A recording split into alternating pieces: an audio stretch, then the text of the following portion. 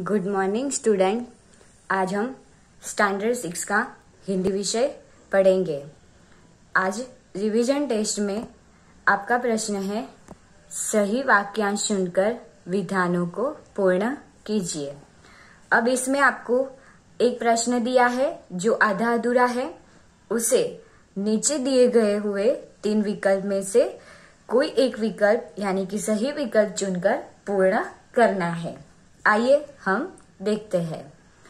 पहला प्रश्न है, शिकारी जंगल में गया क्योंकि।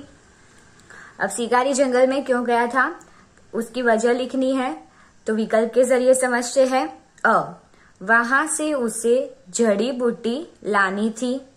ब, वहां उसे सी का पता लगाना था। क, उसे हिरण का मांस खाने की इच्छा हुई थी। अब हमने जब कहानी पढ़ी थी और समझी थी तब देखा था कि शिकारी जंगल में क्यों गया था, तो उत्तर क्या आएगा कि शिकारी जंगल में क्यों गया था, तो उत्तर है क, उसे हिरण का मांस खाने की इच्छा हुई थी। आगे का प्रश्न है, हिरण इधर उधर भागने लगे क्योंकि। पहले विकल्प देखते हैं। अ, उन्होंने शिकारी को आते हुए देखा। ब, वे गोली चलने की आवाज से डर गए थे। क, उन्होंने हिरनी को भागते हुए देखा। अब जब शिकारी ने गोली मारी थी तब हिरन इधर उधर भागने लगे थे, तो हिरन इधर उधर क्यों भागने लगे थे उसका हमें रीजन यानी कि कारण दिखाना है, तो उत्तर आएगा ब, वे गोली चलने की आवाज से डर गए थे।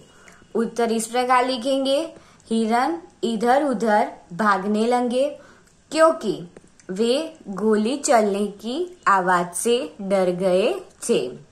आगे का प्रश्न देखते हैं, शिकारी को पछतावा हुआ क्योंकि।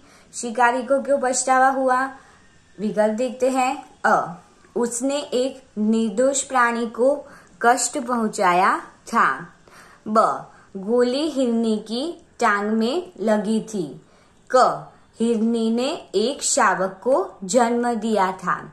अब शिकारी को पछतावा क्यों हुआ था, शिकारी को हिरनी का मांस खाना था। अब हिरनी का मांस खाने के लिए वो कहाँ गया, जंगल में गया। जंगल में पेड़ के पीछे छिप गया था। अब पेड़ के पीछे छिपते ही उन्हें क्या किया, एक हिरनी को निशाना बनाया। वो हिरनी को निशाना बनाया और उसे गोली मारी, तो हिरनी की टांग में लग गई और हिरनी को टांग में गोली लगने की वजह से उसकी आंखों में से आंसू बह रहे थे।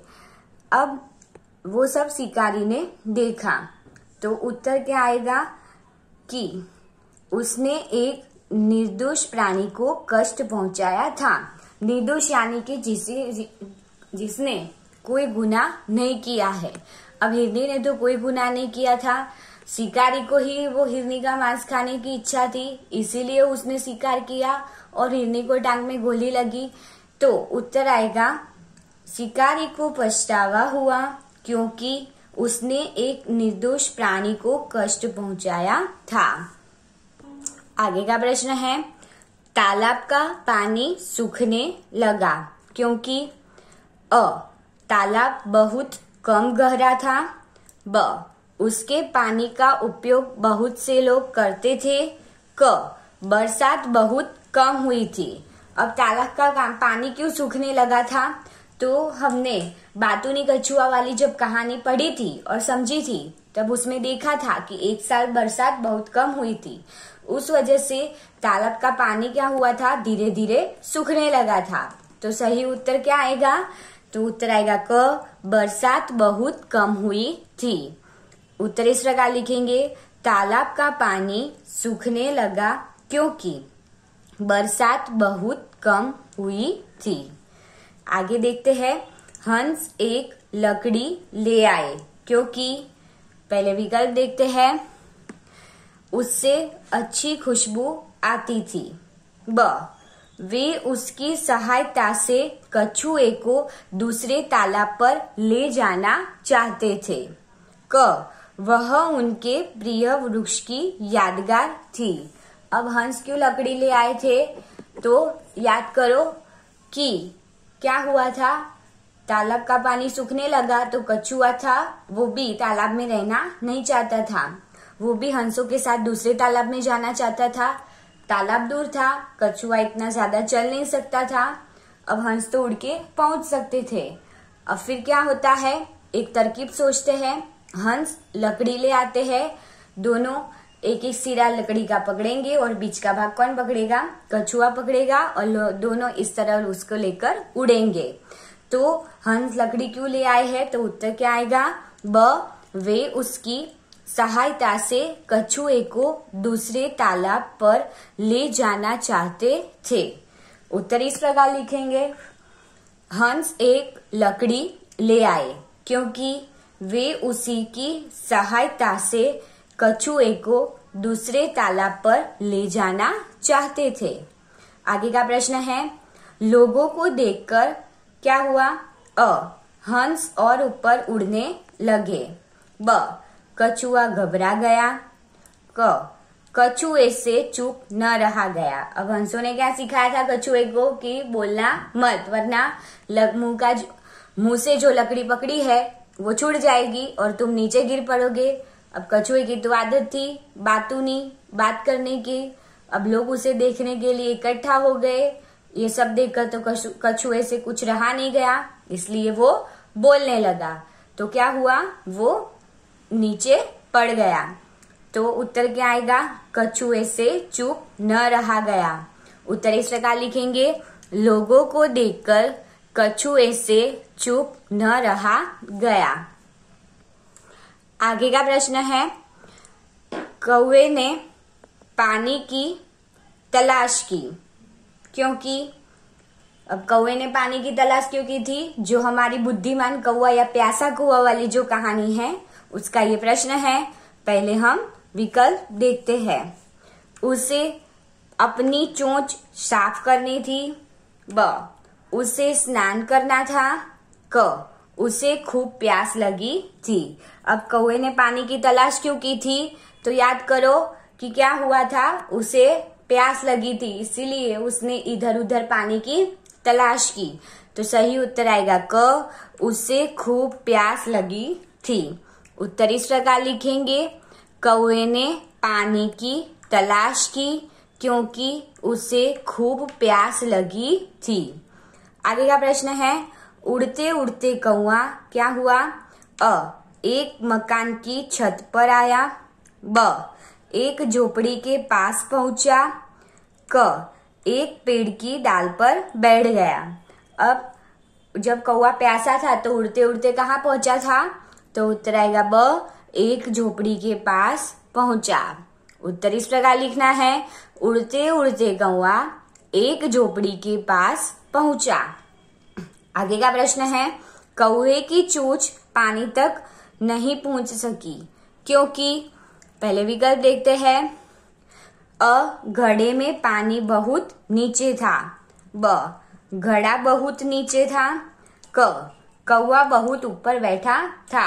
अब कौवे को पानी पीना था, झोपड़ी के पास बैठा, वहां क्या हुआ कि उसने एक घड़ा देखा, घड़े के अंदर देखा तो पानी था, पर जब पानी पीने गया तो चोंच पानी तक नहीं पहुंच सकती थी। तो उसका मतलब क्या होता है कि पानी घड़े में बहुत नीचे था या कम था।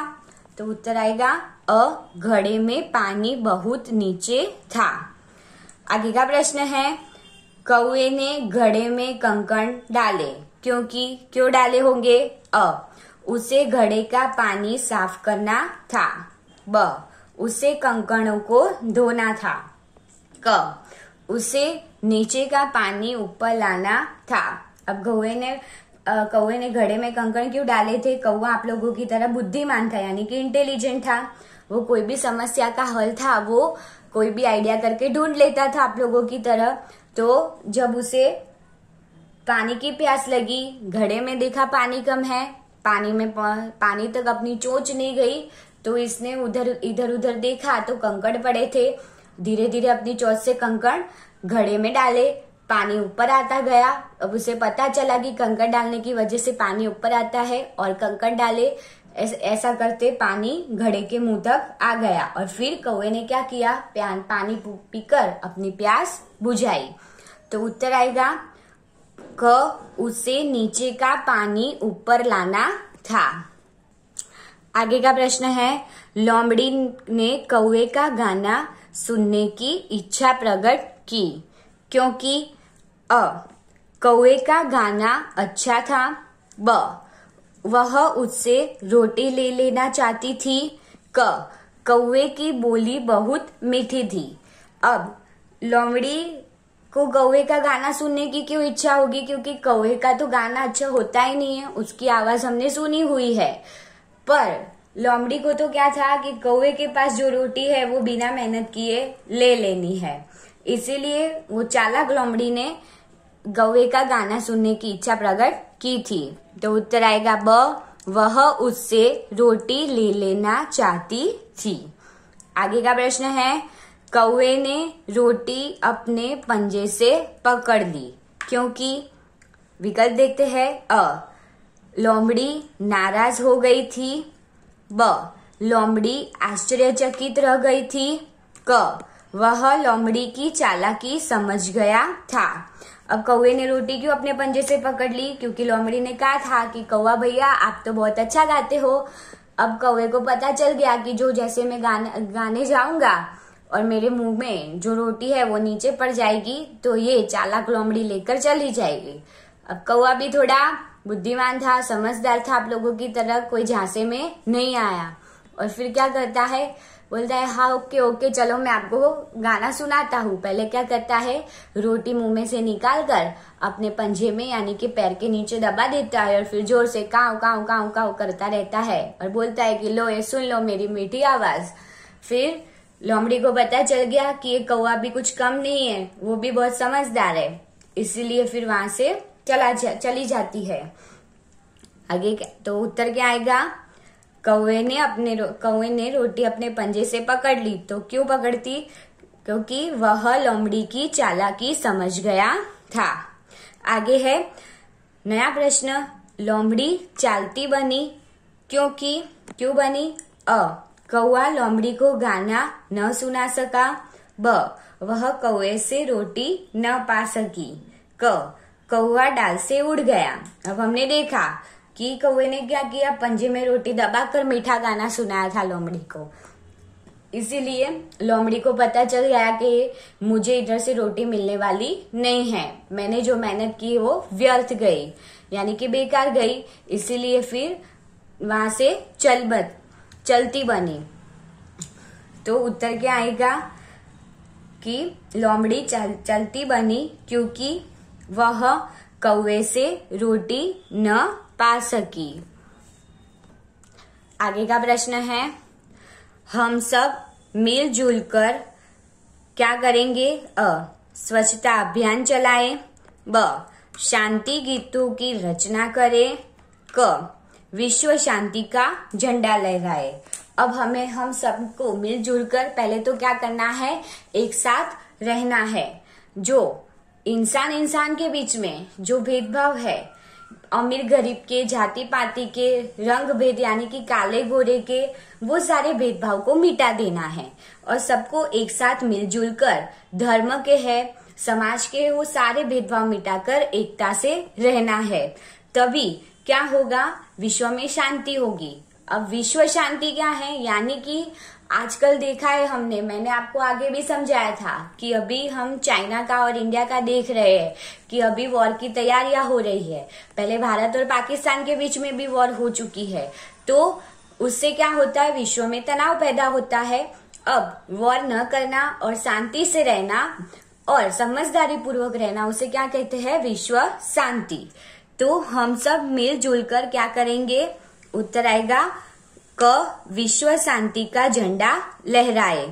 आगे का प्रश्न है, प्रकृति लोगों में भेदभाव नहीं करती क्योंकि, इसीलिए, क्यों, किस प्रकार नहीं करती, अ, सबके रक्त का रंग लाल है, ब, वह सबको हवा पानी और प्रकाश देती है, क, सबका शरीर एक जैसी हड्डियों से बना है। अब प्रकृति ने किस तरह लोगों में भेदभाव नहीं किया, यानी कि नेचर ने, कुदरत ने किस प्रकार भेदभाव नहीं किया। तो हमने देखा है कि एक सूरज है वो पूरी दुनिया को रोशन करता है, एक चंद्र है उसकी रोशनी सारे विश्व को रोशन कर देती है, एक हवा है जो हम सांस में लेते हैं। मैंने आगे भी समझाया था कि ऐसा तो नहीं है कि हम कार्बन डाइऑक्साइड लेते हैं और दूसरे लोग ऑक्सीजन लेते हैं, ऐसा तो कुछ है नहीं। सारे लोग सांस के अंदर कौन सी हवा लेते हैं, ऑक्सीजन, और बाहर निकालते हैं कार्बन डाइऑक्साइड। वो सब आपको पता है। तो किसी भी बात में प्रकृति ने हमसे भेदभाव नहीं किया।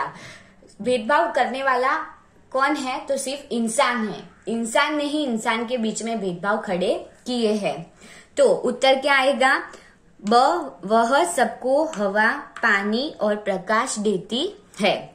उत्तर इस प्रकार लिखेंगे, प्रकृति लोगों में भेदभाव नहीं करती, इसीलिए वह सबको हवा, पानी और प्रकाश देती है। आगे का प्रश्न है, यह सारा संसार क्या है। एक मानव लोक है, ब जादू की पुड़िया है, क एक खुली हुई पुस्तक है। अब यह सारा संसार क्या है वो हमने पहले भी देखा है और आप लोगों को उत्तर मालूम है। तो उत्तर आएगा एक मानव लोक है। आगे का प्रश्न है, नन्ही ने बिच्छू को बचाया।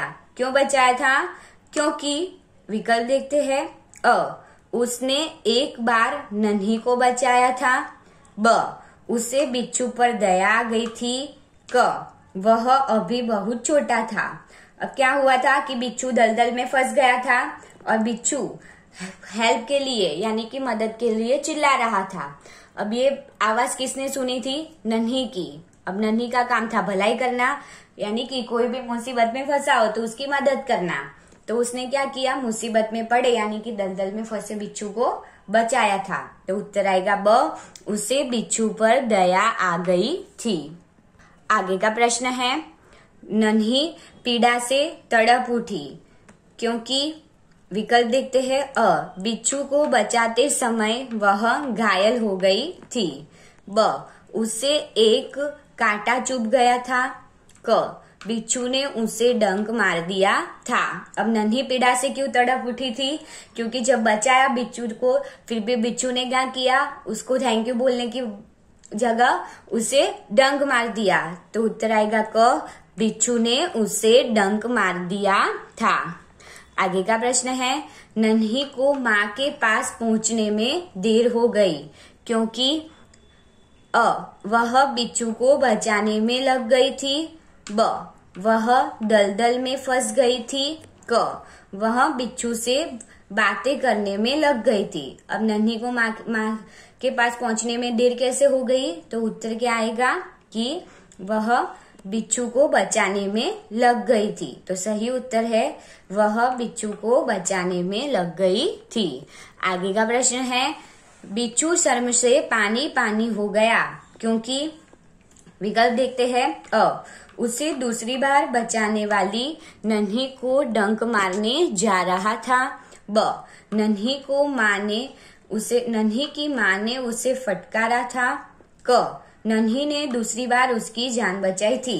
अब बिच्छू दूसरी बार पानी की धारा में फंस जाता है, तब उसे प्राण संकट में आ गए, तब उसे नन्ही की याद आती है। नन्ही ने उसे समझाया था कि तुम्हारी जो डंक मारने की गंदी आदत है वो छोड़ दो, वरना कोई तुम्हारी मदद नहीं करेगा। तब उसे ये बात याद आती है, फिर भी नन्ही है, उसका तो काम ही है भलाई करना, तो वो फिर से उसे बचाती है।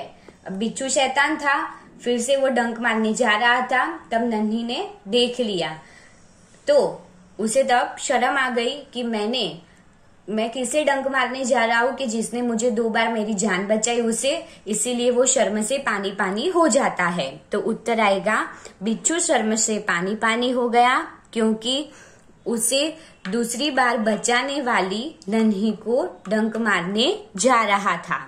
स्टूडेंट, आप लोगों ने सही विकल्प चुनकर विधानों को पूर्ण कीजिए, समझा होगा और ध्यानपूर्वक सुना होगा। Thank you.